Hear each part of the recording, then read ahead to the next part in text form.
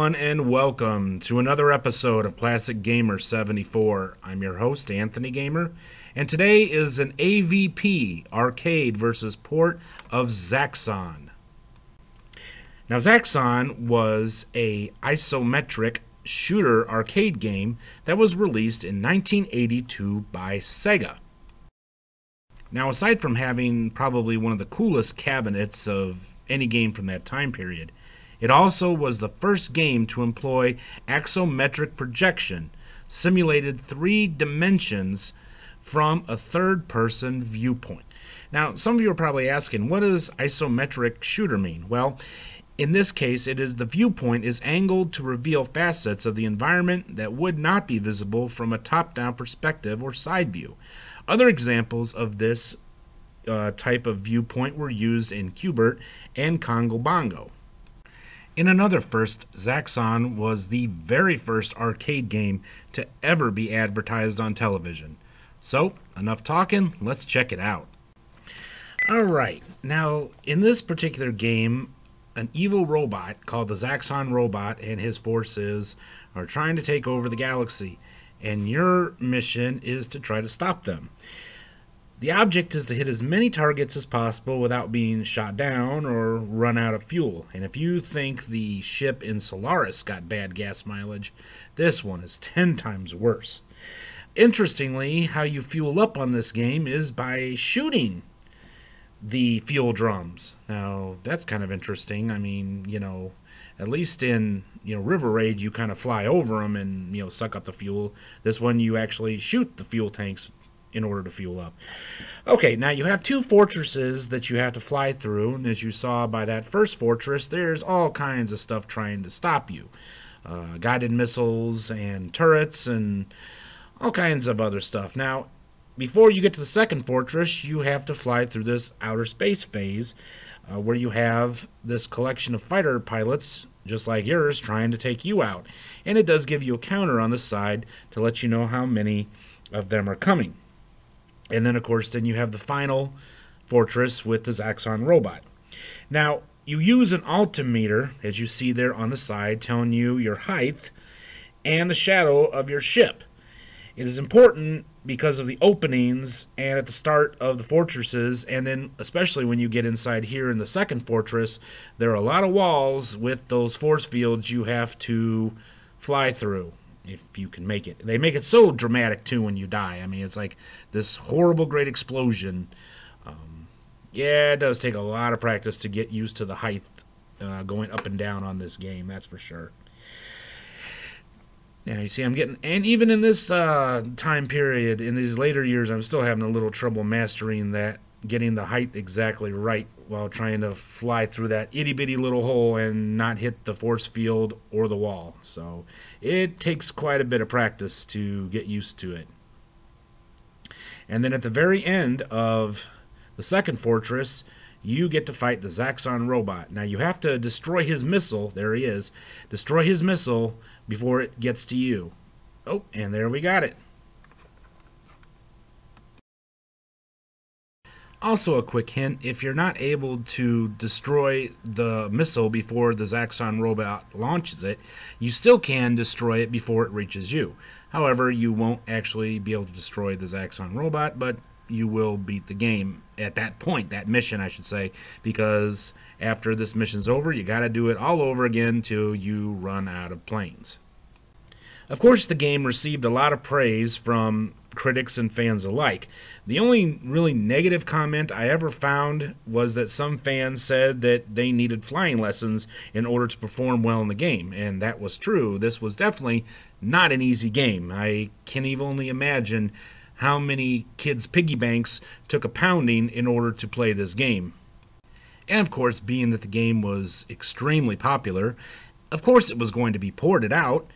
So 2 of the ports that are very much alike are the Atari 2600 port and the Intellivision port. So let's check them out and see how they measure up to the arcade. Okay, now one of the things that stood out with the Atari 2600 version as well as the Intellivision version is that they used third person behind the ship 3D perspective. which was quite different than the isometric perspective that was used in the arcade. I'm not really sure why they used this perspective, although I suspect it may have had something to do with the limitations of both of those game systems. Alright, now here is the Intellivision version. As you can see, it still does have that third person behind the ship perspective, like I'd mentioned earlier. However, they did a little bit better job with the whole 3D, as you can see, with the top of the wall there. One thing that both of these versions did keep with the arcade version was the altimeter on the side and then the shadow of the ship, showing, helping you with your height, again, which is important in this game. Now, as a young man, when I first played the arcade version of Zaxxon, I was terrible at it. But I learned to master the Atari version, so I actually really preferred it more at the time. But as you can see, standing alone, they are pretty cool on their own. I mean, they do keep up the whole idea of the Zaxxon game, even though, in a lot of ways, they pretty much could be their own standalone game.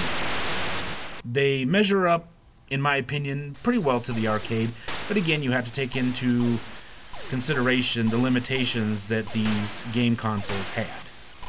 Now for the ColecoVision version, which most fans and critics agree was the best.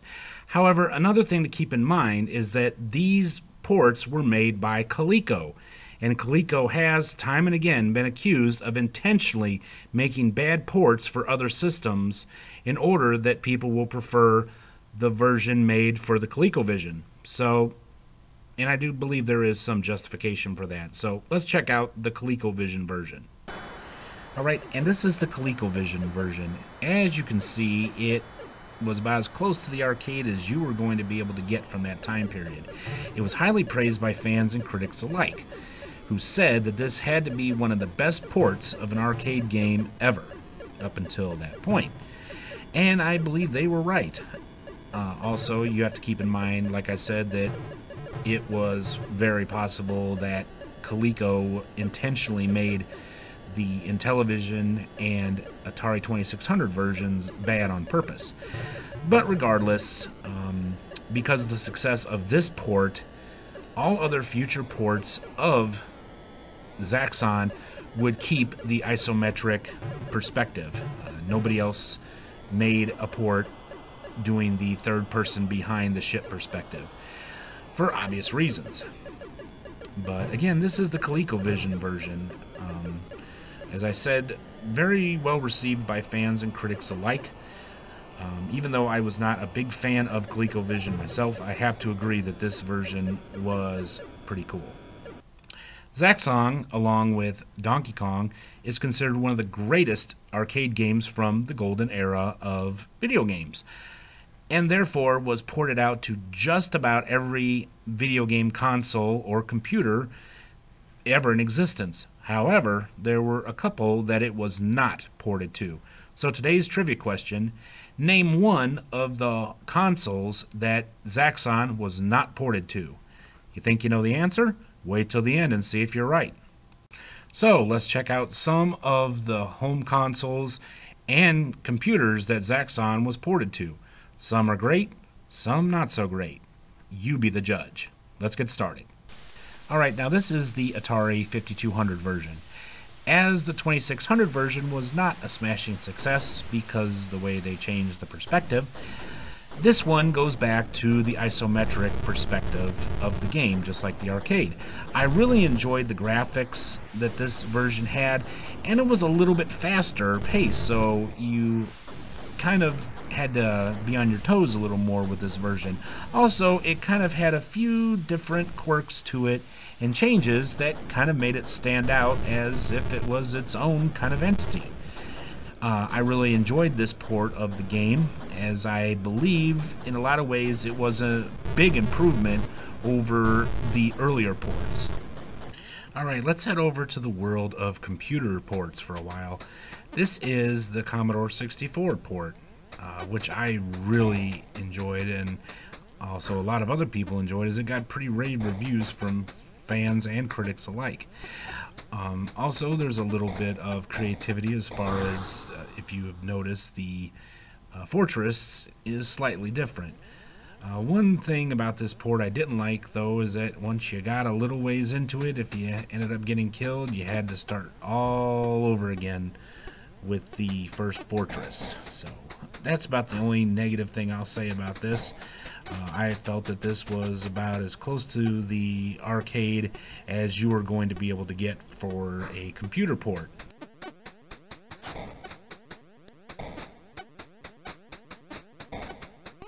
Although I do have to say that those sounds of the guns shooting can get a little annoying.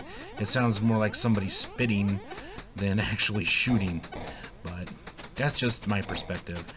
Another thing that I really had a little bit of trouble with is the fact that when you're in outer space between the two fortresses, the enemy spaceships are really hard to hit, and you'll be sitting there flying all over the place, and you're not gonna hit as many of them as you think you will. One advantage that the Atari 2600 version has over, I would say, just about every other port is that when you go to outer space, they actually lock you in at the exact right height to hit the enemy spaceships. No other port does that. And last of all, I have to honestly say that the Zaxxon robot in this version is the coolest of all of them. Although he does make some weird, annoying sounds, but still, very cool. Next up, we have the Apple II port of Zaxxon.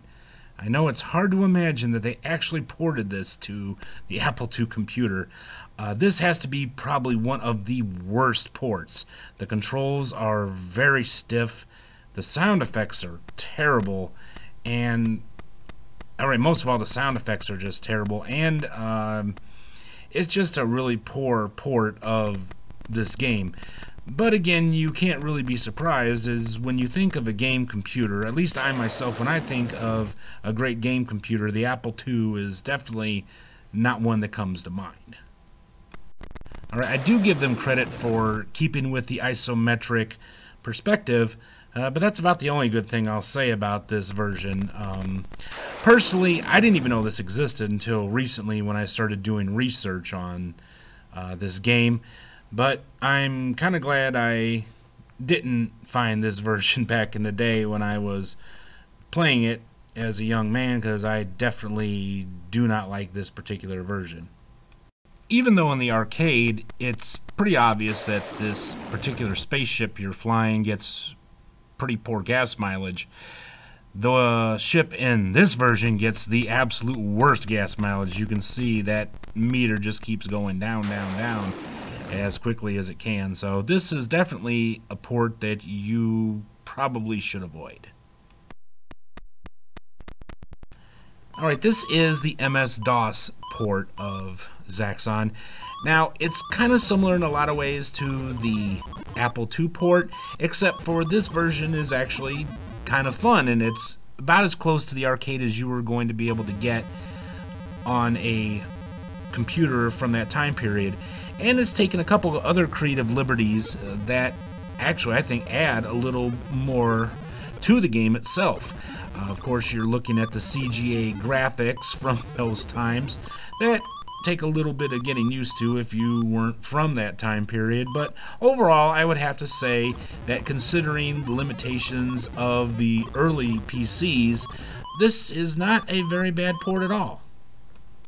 Sega themselves decided to port it out to their own game system, that being the SG-1000. This game system was not released in North America and is not as well known as some of Sega's other home consoles, such as the Sega Master System, the Genesis, or Dreamcast. However, the games that were released for this system, although there weren't many, were some pretty cool games. This particular port of Zaxxon I thought was great. I really liked the background music. The graphics were a definite improvement over all the other ports that came prior to it, which again makes sense as this game was actually made by Sega. I would have to say of the later game systems, this has to be probably the best port of the original Zaxxon series itself. So if you get a chance to check out the SG-1000 version of Zaxxon, I highly recommend it, as I'm confident that you will enjoy it as much as you probably enjoyed the arcade version like I did.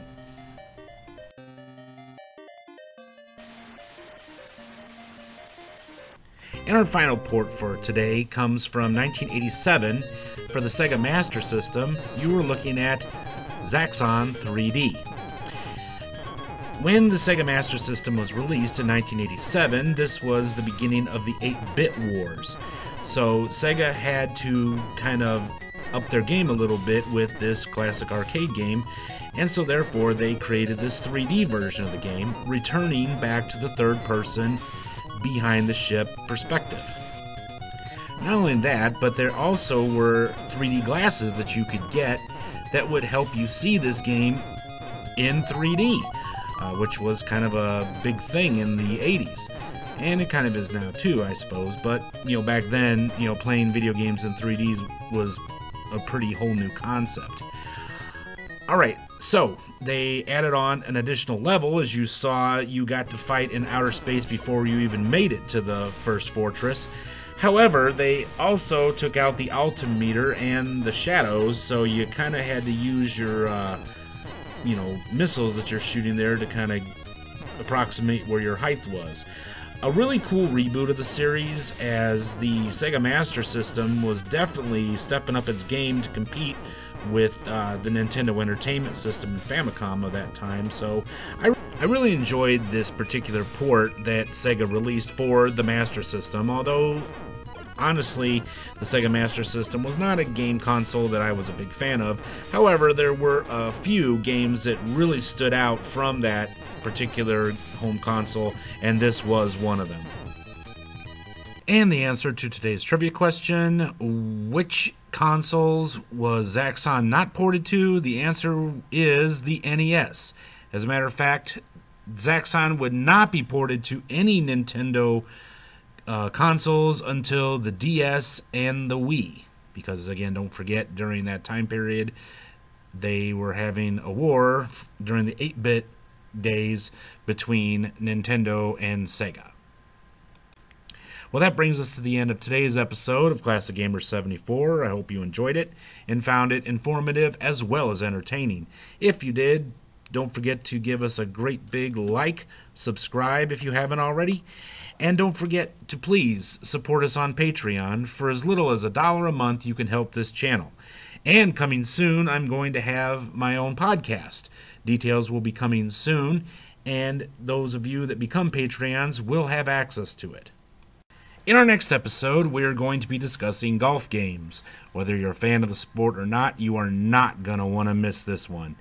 Well, this has been Anthony Gamer, and I will see each and every one of you in the next episode. Until then, have yourselves a great day. Goodbye.